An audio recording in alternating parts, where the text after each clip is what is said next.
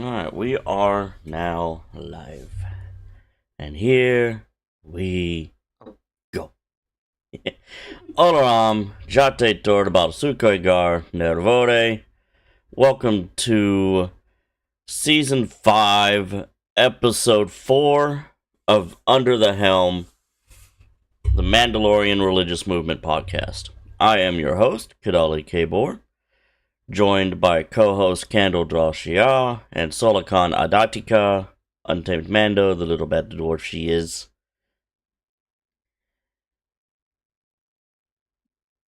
Semi-working camera. With a semi-working camera, yes. Oh, so...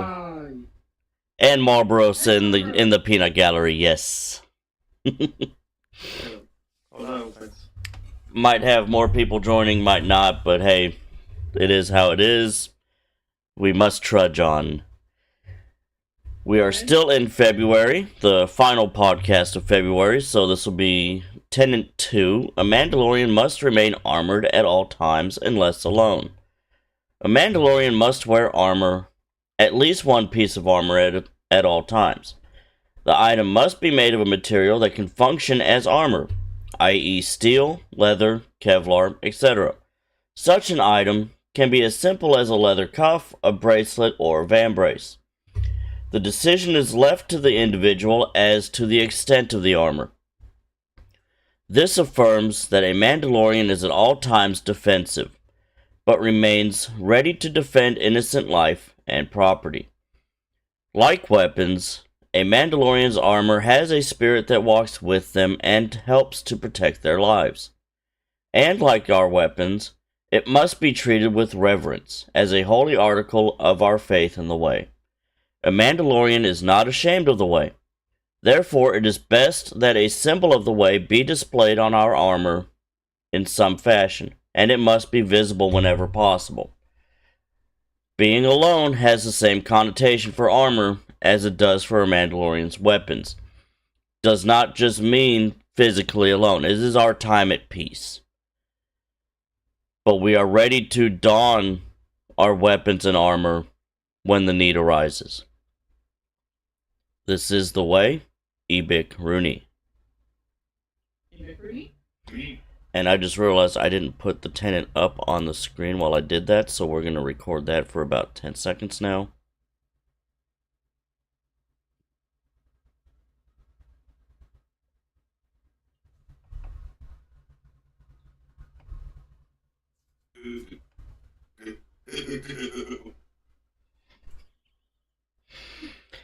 Okay.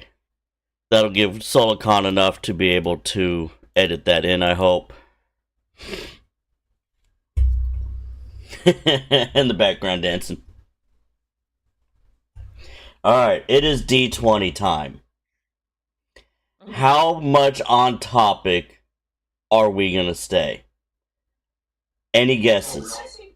I thought we also did that for We are, but I want to do it for the topic too. Okay.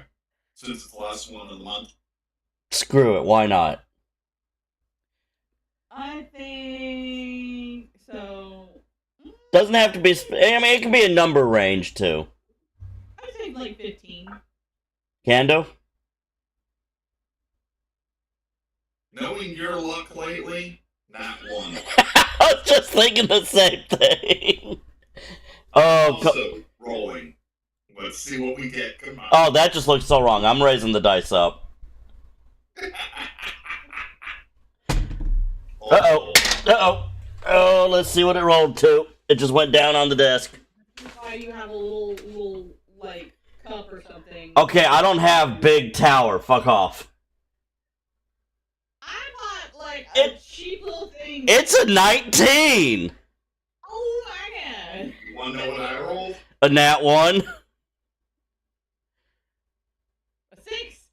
Yeah. I mean, I rolled a 6.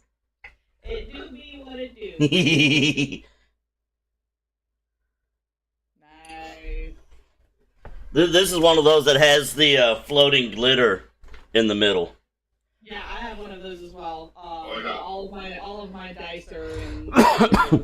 So apparently we're going to stay on topic today.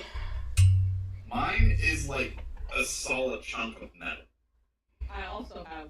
And we are not staying on topic at all right now. Well, no, like we are like we're talking about this. Yeah. Anyway.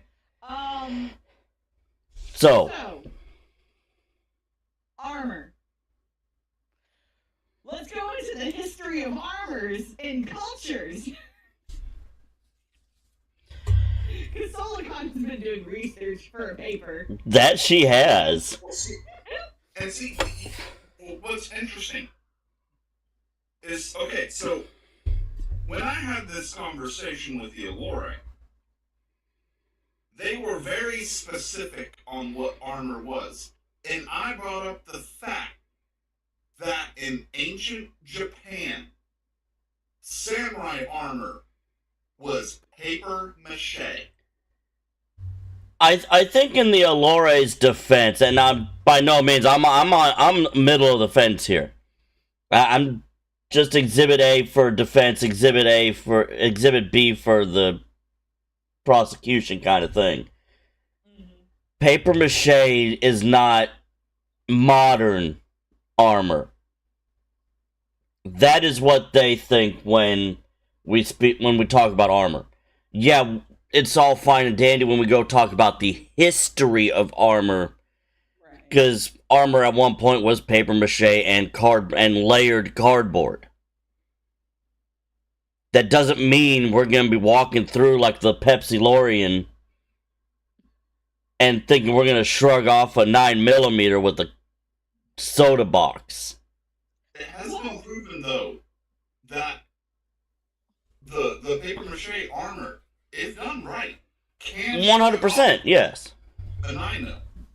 Not a rifle round, but definitely maybe not a 45.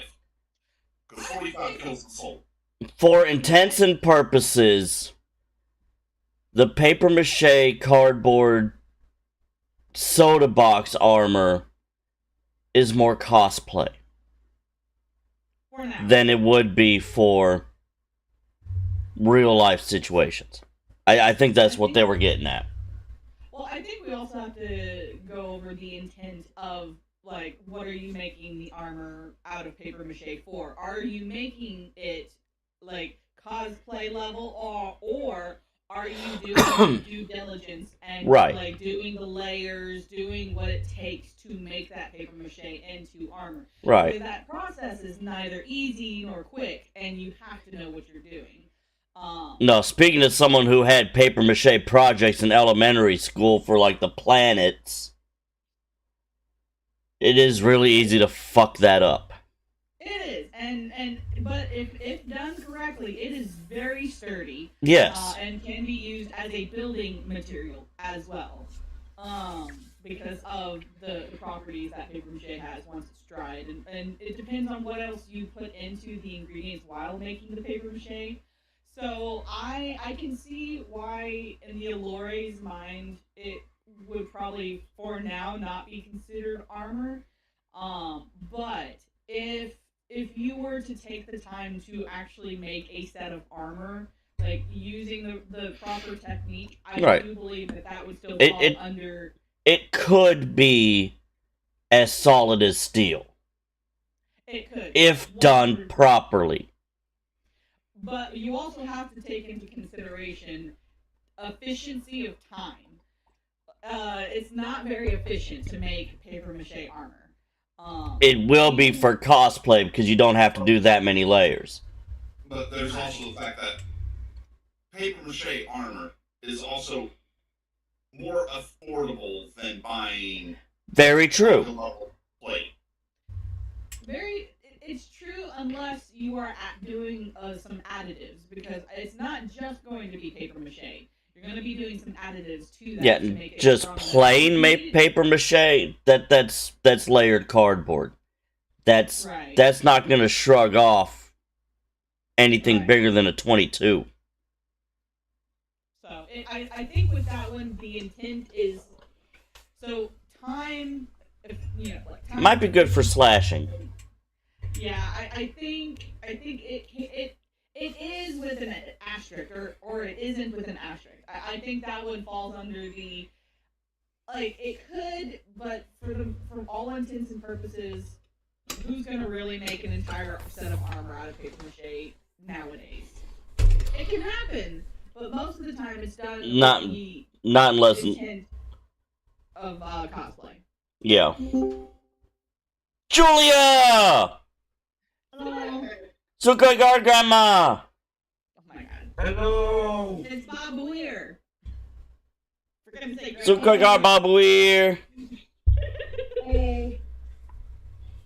Oh goodness. So yeah, No mean, time paper long time no mache- see, young lady.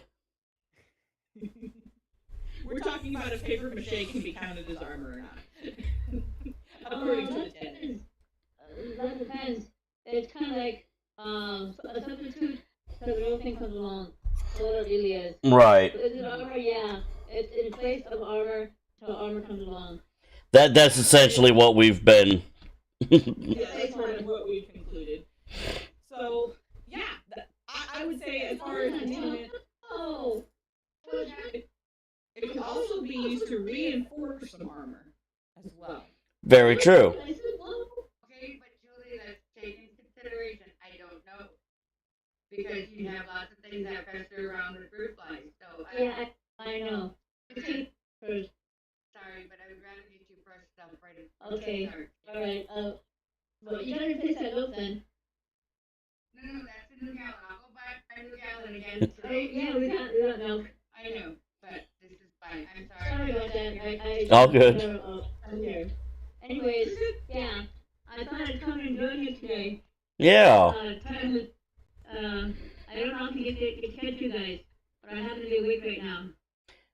We appreciate it. We do. It's always good to see you, Julia. Especially given circumstances that have came up over the last month. Yeah, my time is limited now. I definitely did some sad crying that day. That was sad news. If you're wondering when what the circumstances are, my doctor has given me 6 months. So, time is precious for me right now. So, We appreciate time that we can get with you. Yes. yeah. I figured I'd better start spending more time with y'all, because I don't know when is going to be the last time. Right. So, what's up for today? What's on today's agenda? Talking armor, and we're actually going to stay on topic. We rolled a 19 on the D&D dice to stay on topic. I mean, I feel like I've got like a good idea. Like we're going through basically the histories of Yeah. armor in different cultures. So And we started out with feudal Japan with paper mache samurai armor.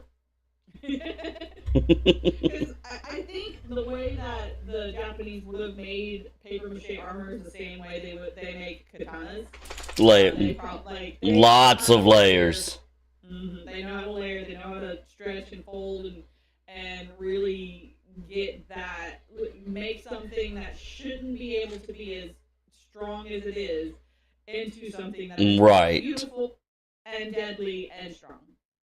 Okay, Beautiful. yeah. My original understanding of the paper mache armor of Japan is that Japan produces a lot of quote paper unquote, and this paper they folded it up, made it like a whole quarter of an inch or not even an inch thick. They applied it to the armor, which they put upon the person to protect them from arrows. So that original armor was protection from arrows, because the arrow would penetrate the paper armor but not penetrate the armor properly to the flesh. And so you had these soldiers walking around covered up in arrows because the arrows could not get past the paper armor. So yeah, the paper mache armor was intended for arrow fire, not Right. necessarily 9 millimeters of Right. lead. Right. So So there's that. So yes, you know what the armor was created before. It was special created for armor attacks, arrow attacks. So it is protected from arrows, swords, and whatnot. correct. And there goes my Yeah. camera. So that was what paper armor was for. But yeah, it was legit armor. So I think if we were to try and bring it up to the Allure again or something like that with a that I guess evidence, they might be more open to considering it. But I don't know. I can't read the board's mind. I wouldn't want to. So for now, that I think yes, under the tenant, it can be considered armor with an asterisk of under certain circumstances and like it. The intent was not for firearms; it was for arrows. So I wouldn't want to go out into battle right now with a paper mache armor. Right. No. Not unless you're going to be slugging off an arrow or maybe a 22. Yeah. So paper armor, as I said, it is legitimate armor, but it is not for the weapons that are in use. So you Correct. have to have your armor equal to the force it's going to meet with. Know the limitations of what you are wearing. Yes. Yes. Yeah, if you're wearing some sort of plate carrier that's only rated for like 22 or 9mm and you're going to be shot at by a sniper rifle, I don't think you're properly armed. You are armored. You're just not. And let's be honest, there's not much that's going to be shrugging off a 308 or a 30-06. There is, it's because you were in a literal, like... You were in a tank. You are in a tank. A walking tank. You were in the killdozer. I don't even know if Beskar... Could Beskar get out, like, take a 308 round? I would imagine it was designed to, because you gotta remember, Mandalorian culture invented the slug thrower. This is true. Yeah. Also, in spite of the lightsaber, they will still use a slug thrower. It's kind of like if you see a Mandalorian and a Jedi fight, not to be surprised at all if the Mandalorian pulls free a slug thrower, starts firing at the Jedi. Right. Right. Yeah, because a laser sword, no protection against a slug thrower, because the slug passed right through the laser. And So I be guess- even more deadly coming out, or if not more deadly than the Jedi is still going to suffer because that lead went through the laser. Yep. And that's if they were able to block it at all, because that thing's going the speed of Mach Jesus. So I guess another culture to consider.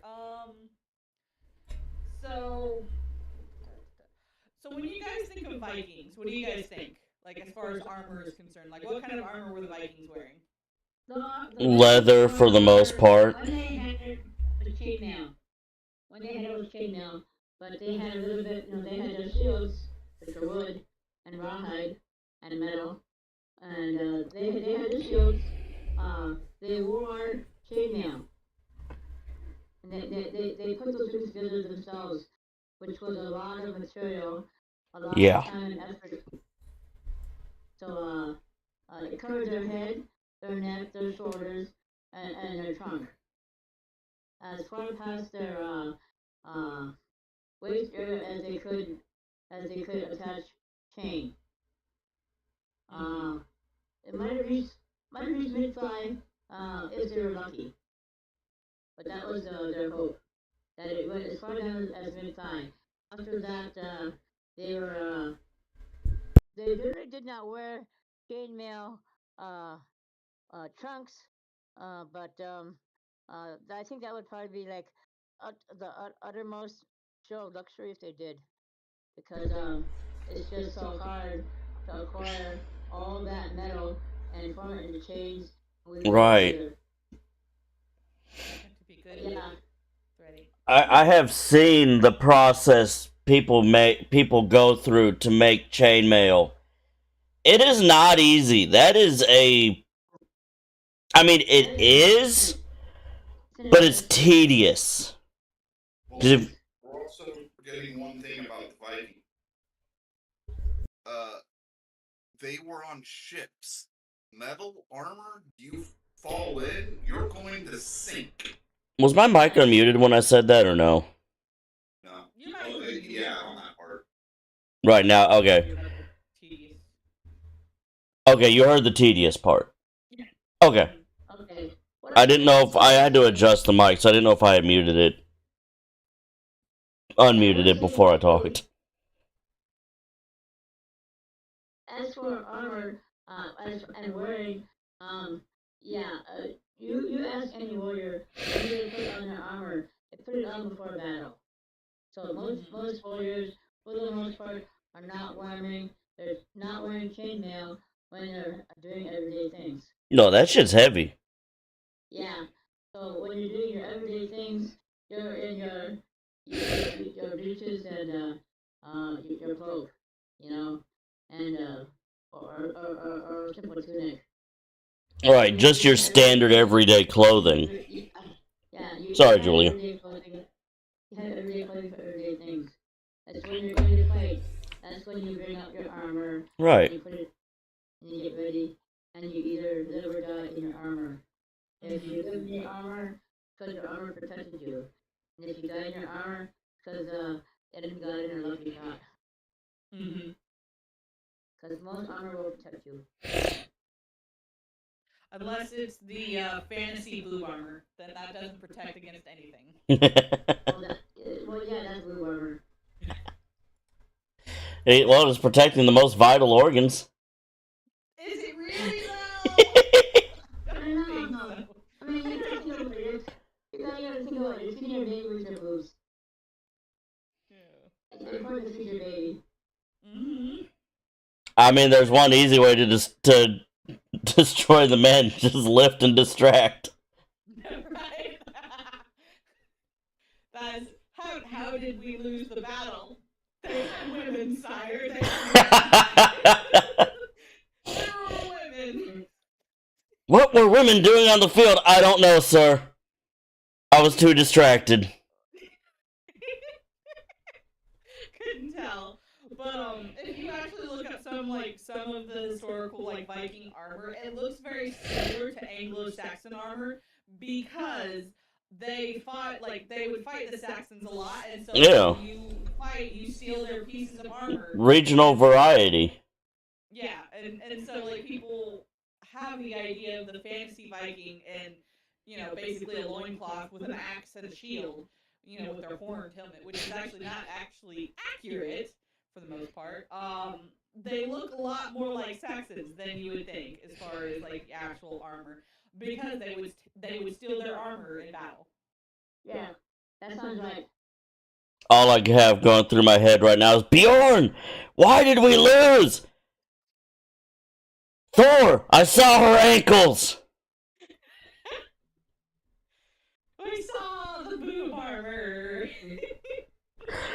Well, for period accuracy, I was thinking the ankles, because Yes, because the ankles are so divided. the boob armor is simply video game logic for that. Still, I do and I don't understand the historical, fantasy obsession with boob armor. Because, me as if I'm playing a game, and I want to play a female character, I want to feel like I'm actually going to be offended when someone, fantasy, you're getting attacked by dragons, that. There is a simple answer to that argument, and you know the answer. I know the answer. It was designed by men, and what do you think men want to stare at all day playing video games? I guess that's fine, but the rest of us, No more dick, is that what you said? What? What did you say? No more what? Show more skin. Oh, that is not what I heard. I heard no more. But I do like referring to specifically, like, if you've seen the show Vikings on, I guess, was it History Channel or Discovery? It's on several streaming services that we won't name. Right. But, like, when you watch some of the... Because this is not promotional. Right, and the clothing of that, like, is it the most accurate? Absolutely not. But it looks so cool, and I think that's a big part of, like, a lot of our idea of fantasy stuff is the rule of cool. Like, does it look cool? Yeah. Right. But should you wear a fur cape, flapping in the wind while you're trying to fight people? Probably not. There's a reason the Jedi got rid of their cloaks the second battle started. Right. And it wasn't just for the cool effect of, let me take my cloak off. Right, it was, if we start fighting and, This is gonna be in my way. Yes. It calls back to the Edna about no capes. No capes, darling. No capes. Because it gets in the way. It's not practical. And when you're fighting, when you're in warfare, when you're fighting, you need to think practical. You don't need to be looking cool. You are more likely to get wrapped up in your own cloak, fighting the enemy, distracting them with it, than they are to get distracted by it. Right. You are going to become the cloak burrito. Yeah, and they will just, and then you'll be the headless cloak burrito. That, yeah, or headless, or poked, or you are now the holy kebab. Excuse me. The quickly unalived. Quickly unalived. So, how many of y'all also watched the movie 300 with the Spartans? Spartans! What is your profession?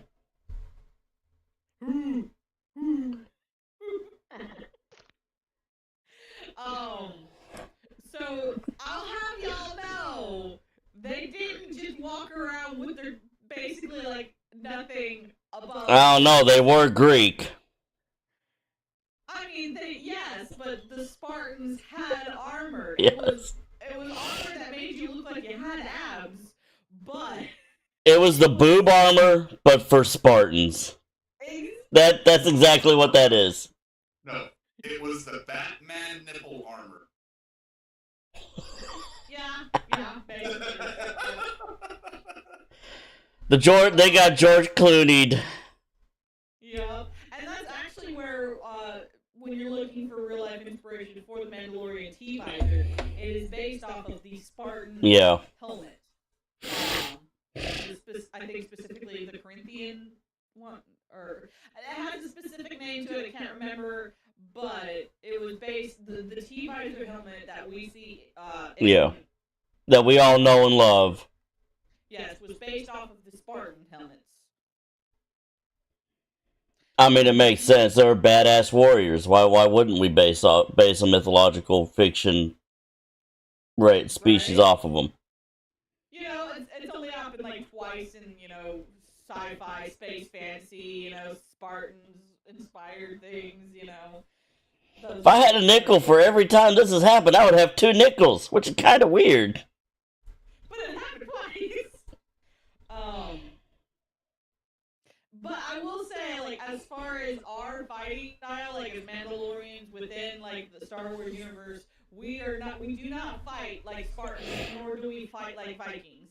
In no way, shape, form, or fashion do we fight like them, because they had shields, and they were really, like, specifically the Spartans mostly fought with spears and shields, and they kind of perfected the shield wall.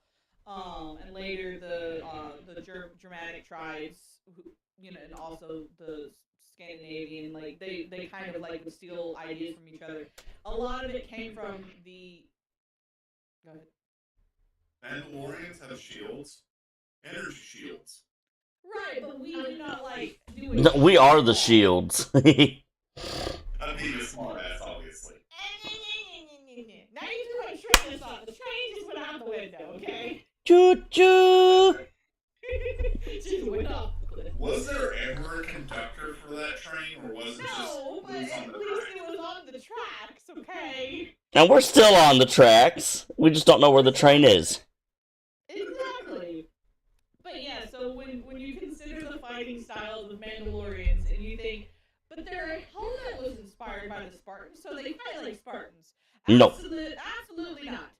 Spartans fought in group warfare, meaning side by side, you marched to the basically the line, and y'all like met each other at the line and just kind of smushed into each other, and then all that. Now, we don't fight like that. We kind of are very much guerrilla warfare tactics. Like, We are the Americans of 1776, but with better weapons and armor. Exactly. So when you look at the armor, it tells you a lot of how that culture fights as well. Because like with the samurai, it's very heavy, very singular mindset. Because samurai with like a little bit more guerrilla warfare tactics, not quite, but you can see they had a much heavier set of armor. They made sure everything was covered up. If you look at Spartan armor, it's head, chest, arms were not really armored. You had bracers, but you also had like an armored skirt. I forget what specifically it's called. A kilt, skirt, Comma? and then you had. Sorry, what? The comma? I think so. And then you had like your shin guards, but you also had like sandals that you wore. So it tells you how much they relied on the person that had the shield. Oh, okay. You're talking about the Spartan. I'm sorry. I thought you were talking Mando armor. Also, mobility. Mobility, yes. So Mandalorians, our armor very heavy, covers most everything. Not everything, but most everything. But it tells you it's more individually focused as far as fighting styles and warfare is concerned. It's very interesting when you look into the history of cultures and then how they fought. There, and you look at the armor, you're like, yes, I can see they fought like that because of the way that the armor was set up. If you look at gladiatorial, like during the Roman Empire, when Rome was a thing with the Colosseum and the gladiators, you can see how a gladiator fought based on the armor they wore, which is very cool. Okay. On that note, that's actually what I like about Mandalorian season 3. When they're taking on Moff Gideon's Star Destroyer, and Mando just puts his hand up over his visor and just starts running into all the gunfire. That's the first time we've ever seen really the armor take the hits. Right. That car is designed to do. Like, we just went all pretense of defense gone, charge. Yeah, they're here now. Okay. So, but Yeah. I have some meeting in 10 minutes. I gotta get up and. I'm also looking up some notes. Okay, so. Okay, wait. Question. Yep. Is it possible for you to be done with baby duty? Cause Oh no, he's got till yesterday. okay, baby. Yeah. Baby at home. Because they had a birth for the 2-year-old. Okay, good. And then he was just bored when I just got out of the tree. So, Silicon, I looked up Spartan armor. Yeah, I went home last Yes. night. Okay, good. I was What's just the gonna shirt say, called? Yeah. Not be here in 6 hours. So he was feeling the same way too, but I get that and I appreciate that. Okay, go. But friend knocking on the door right now. I, And then I'm gonna go to bed and get us lunch. She's making boiled dinner, cabbage, and the dinner. okay. So bring home meal. Yeah, I'm Okay. getting you lunch. Okay. A little bit. Yeah, Vicky, a question. Is that over there open? Where are you? Is that open? Come here. Is that window open? Did you open that window? Leave it open.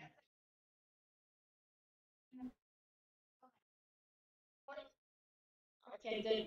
I tried to close it. I don't know if I know. okay. Okay, yes. Please do not leave the windows open. Okay, but See you later. Okay. See you. Don't forget me here. Never. All right. So what was the skirt called? Did you look it up? So the components of Spartan armor, you have the shield, which is a, I'm probably going to butcher these, a aspis or hoplon.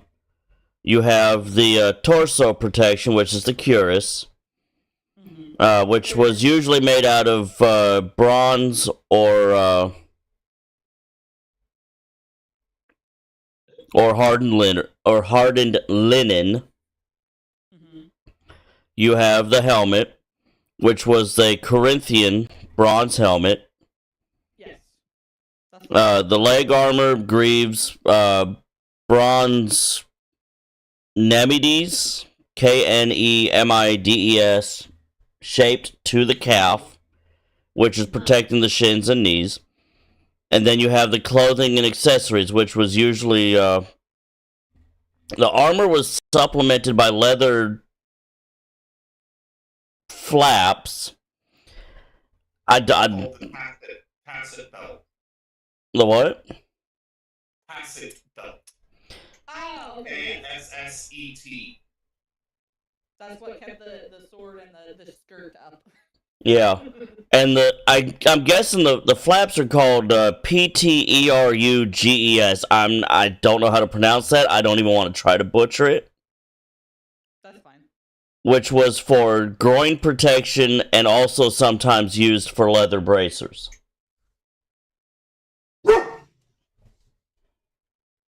Oh, what you see out there, young lady? So yeah, like when you look at how like a culture, Enough. I'll put you in the kitchen. it tells you a lot about the style of warfare that took place. That Right. they took place in, that they specialized in.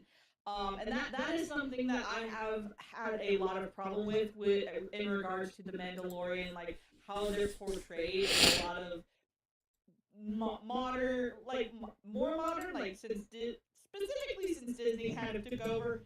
Um, like for a culture that has an armor like Beskar, like I think the best culture to probably make a comparison to would probably be medieval knights with a full suit of armor that was kind of heavy.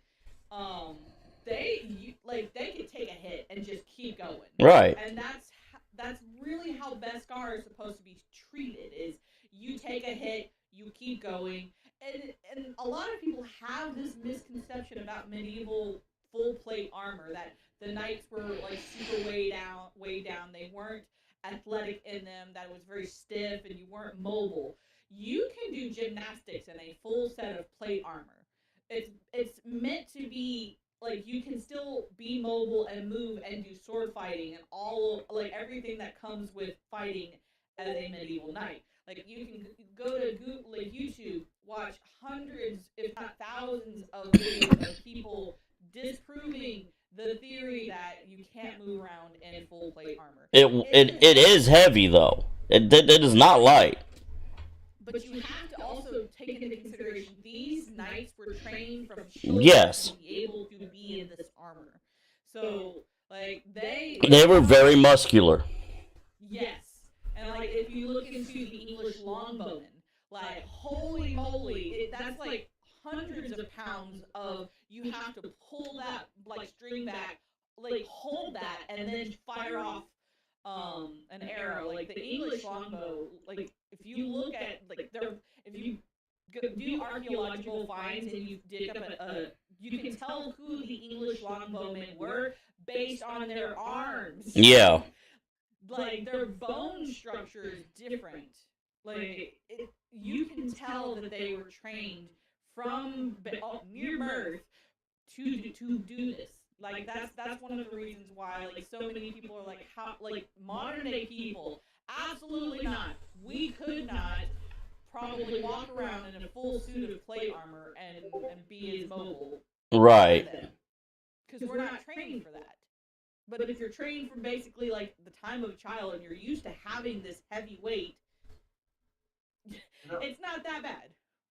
I know there was a longbow. I can't remember which country had it, but it was a longbow where they had to lay down on the ground, use their feet to hold the put it in place and pull back with the the string. at this point I want to say rope. Pull back with the rope with their hands and aim, kind of laying on their back, aim with their feet.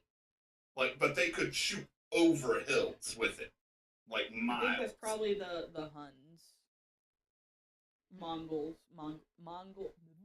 Mongolian. Yeah, I think so. But if you look at like historical depictions of English longbowmen, like hundreds of pounds, Right. of firepower, and they did that standing up. Like it's crazy when you start looking into the historical records for English longbowmen. So, like getting back to like the issue with the Mandalorian, like most people I think have this bad. They go back to the misconception of if you're wearing this heavy Beskar armor, you can't move around. You're not as mobile. You're not as limber, and that's false. So I feel like too often they go with one extreme of it doesn't actually protect you as much as it should to you can't move around in it. It's not supposed to be that way. You can be maneuverable, but you can also be heavily armored. Right. There is a limit. Like looking at cosplay, the trooper armor, where it's hard to maneuver around. You have to do an orchestra to be able to sit down, essentially. Right. That's not the way it actually works. Correct. In universe. Yeah. And the other thing people forget in universe is the armor that anybody is wearing, stormtroopers, Mandalorians, anybody is wearing, has a lot of sensors. It has technology. You have heads-up displays within the armor and the helmets and stuff like that. So 360 camera.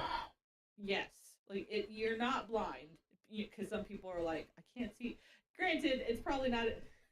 I'm referring to the scene in Rebels where Rex was like, I can't see out of this dang thing. I'm like, takes off helmet, yeets, hits trooper with it. Yes. Right. I think part of that was the HUD display was probably different than the clone armor. I think. Or it wasn't on. Or it was not on. That is correct as well. Because they didn't probably turn any of that stuff on. They just probably threw the armor on themselves and just ran. So those are things that you have to take into consideration when you look at armor. You can't. A lot of it is not quite. What's the word I'm looking for? What you accurate. See now is what you get. Accurate, yeah. But when you look at going back to medieval armor, when you look at a full set of full plate medieval armor, your brain automatically is going, "That's heavy.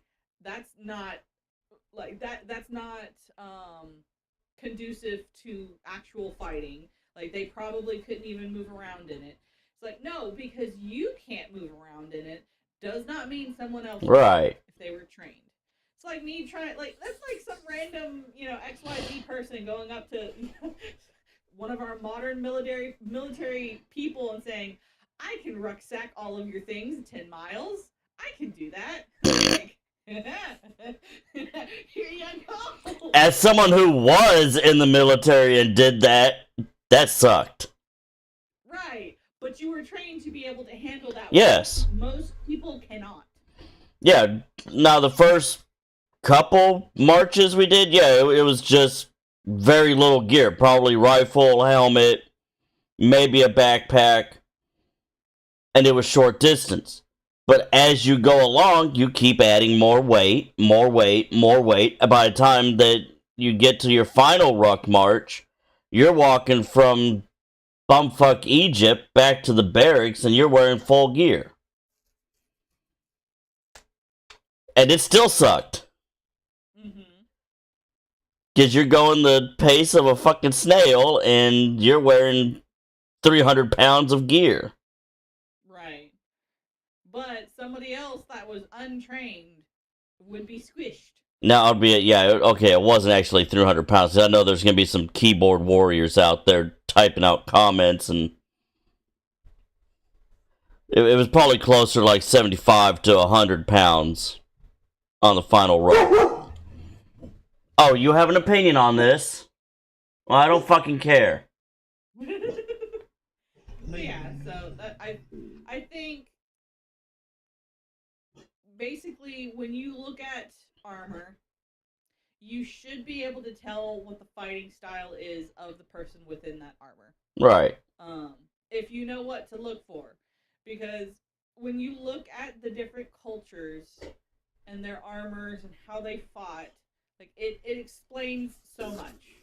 But most people are just like, ooh, pretty, and they don't give two more thoughts about it. Right, and the biggest thing to take from a fictional universe from a real world application, you're not going to be standing out uncovered even if you're wearing armor.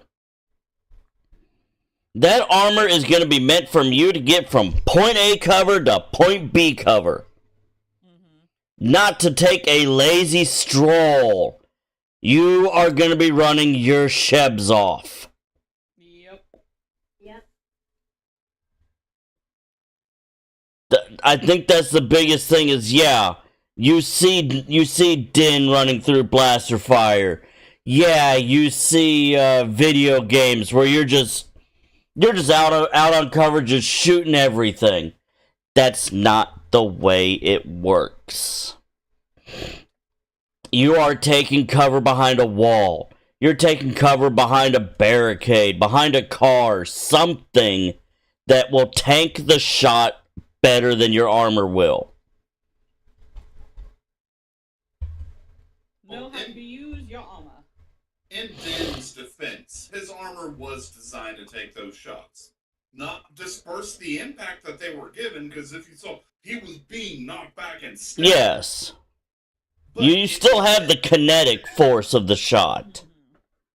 Yeah, he was still, it was meant to take the shots, just not, your body not be bruised afterwards. Exactly. It dissipates the kinetic force. But you still get slammed around.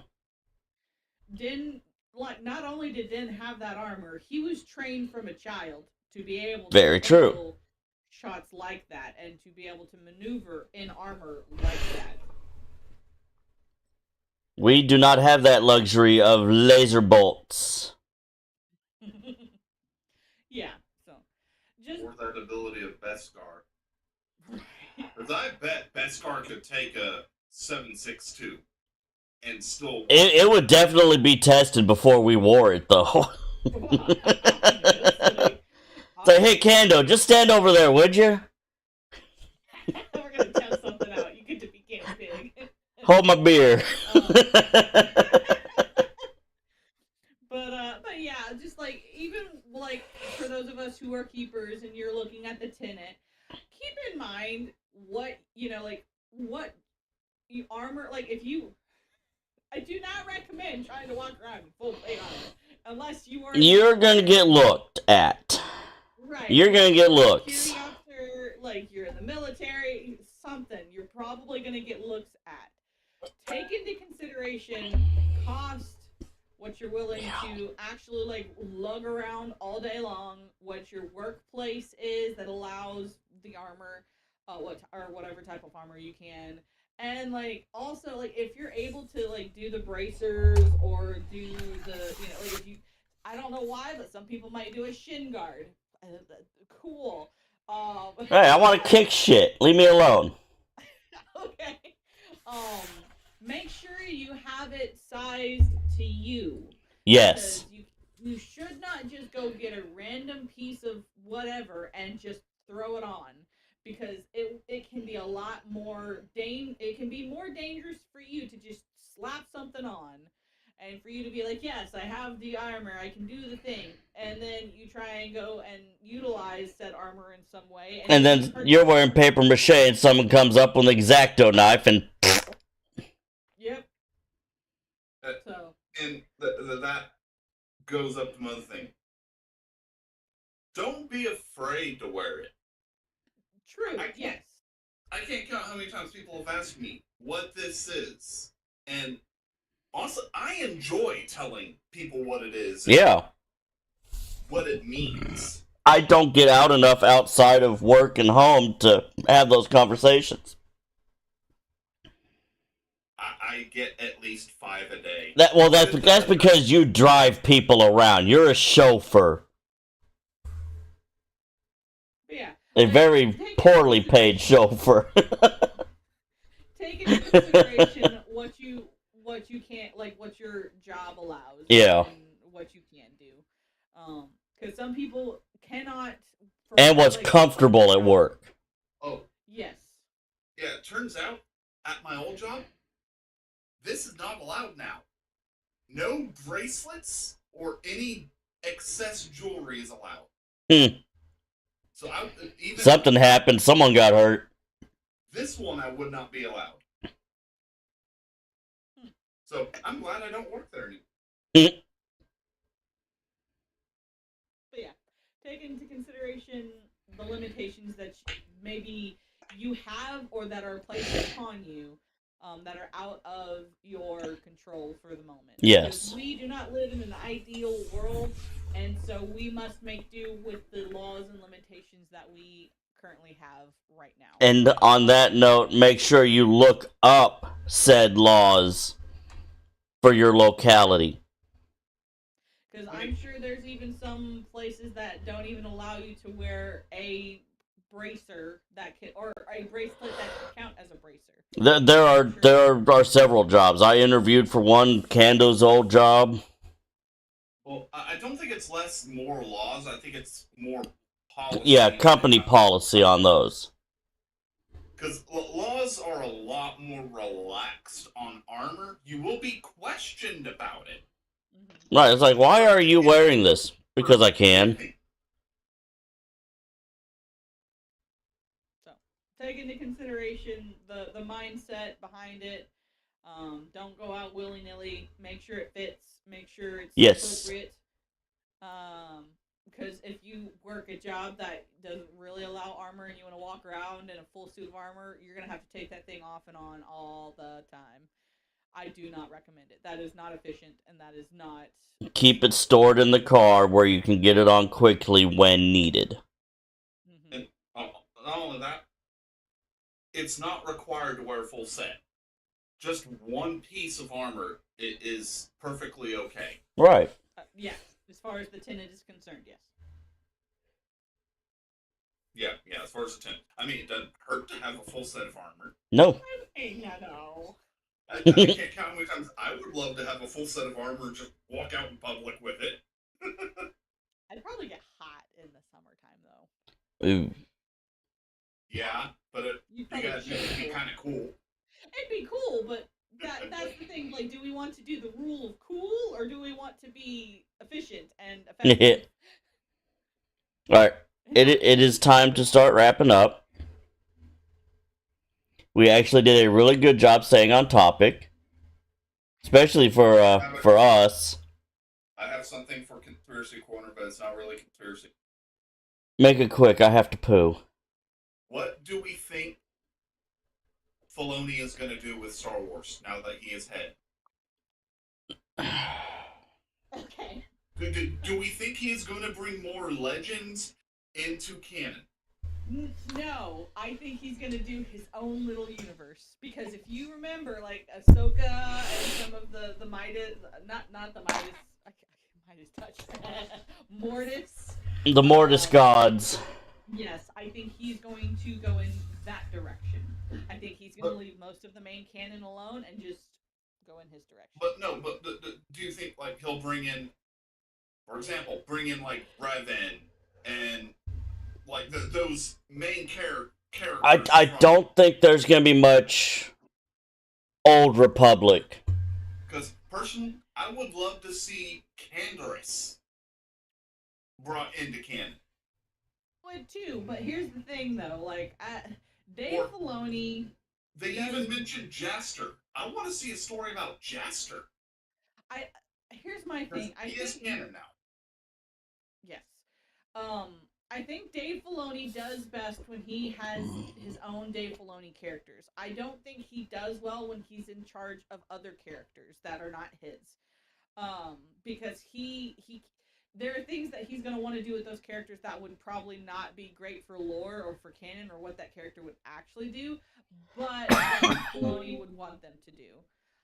That's my There's back. I think so, Quigar, I think that Filoni can do a lot of good things, but I also think he would be more focused on his little pocket of Star Wars than the main like stuff that George did.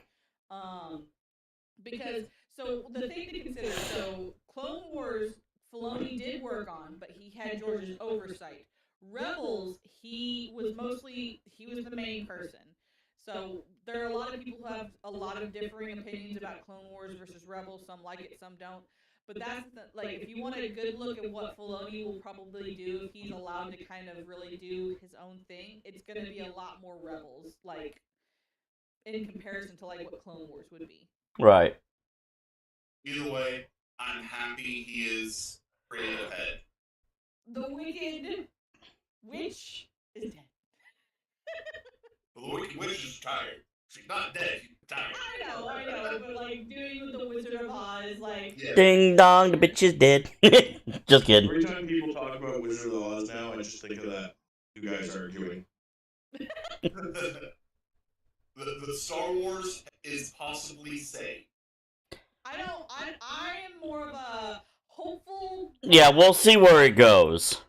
Yeah, I think he's gonna do more with the Mortis God storyline and Ahsoka. I think Ahsoka is gonna be his Anakin and Luke. And we're just gonna get a lot more of Ahsoka.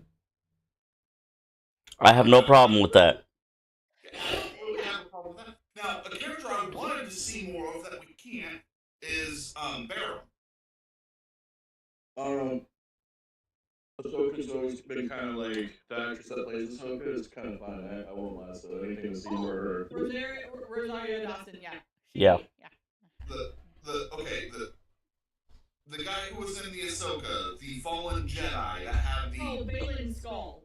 Yes, Balin Skull, that's it. I wanted to see more of him. We are. We get the Mountain as him.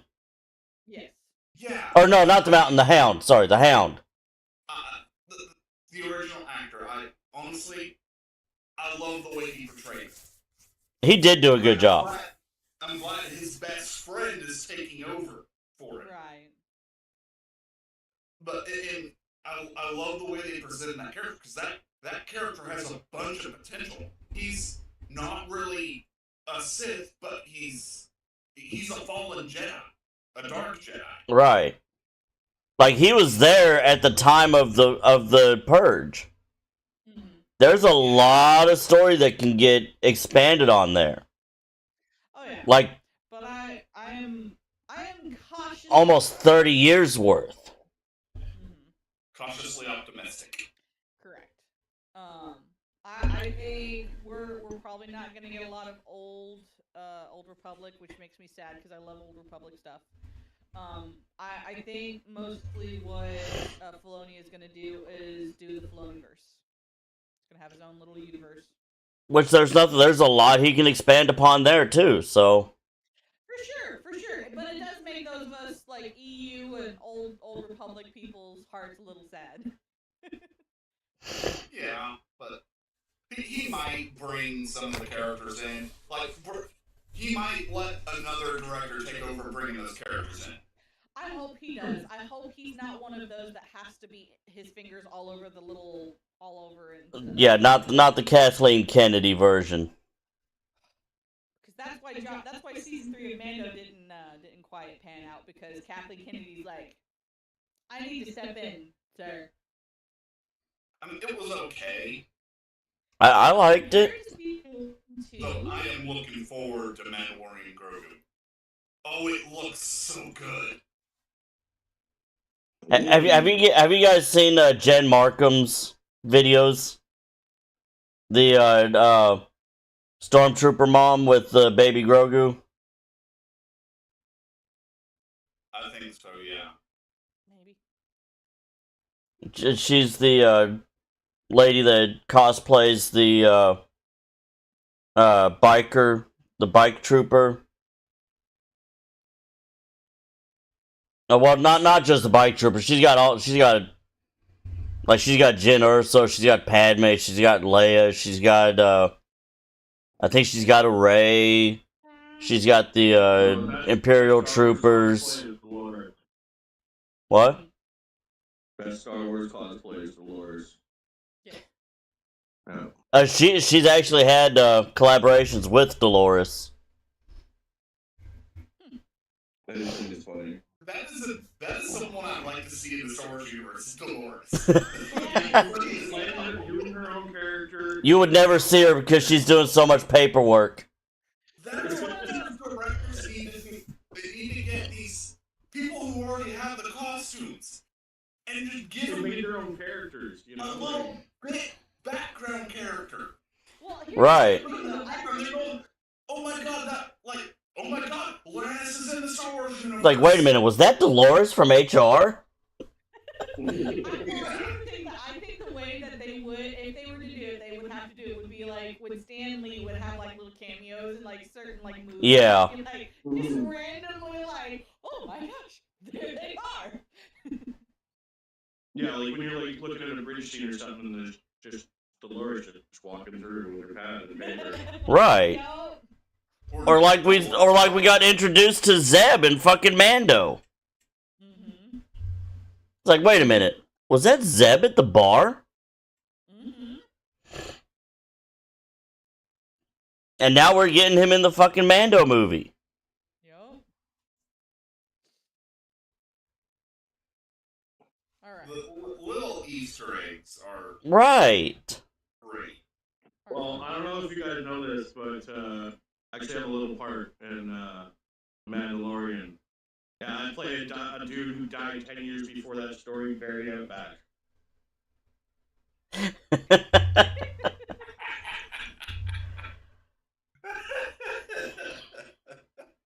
All right. On that note, we have been going for an hour. It is time to wrap up. Thank you, everyone who popped in for the lives. Thank you, everyone who will see these in 5 years after they're edited. Look, okay. Hey, we got to give you shit. We got to give you shit.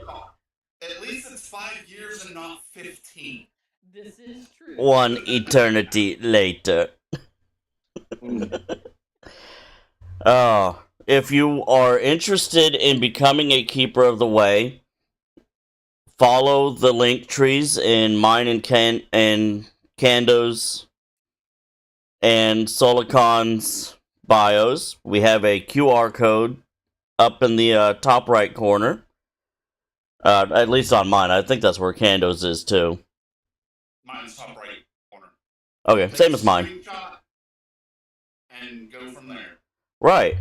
It'll take you to our Facebook. We have all of the social medias. If you want to join in on the live recording of this and have fun with us, we record these every other Sunday in Discord, at least for now, until Discord says no more, and then we find somewhere else to do it.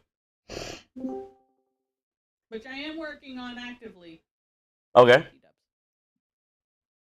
So I have been your host, Kadale Kebor.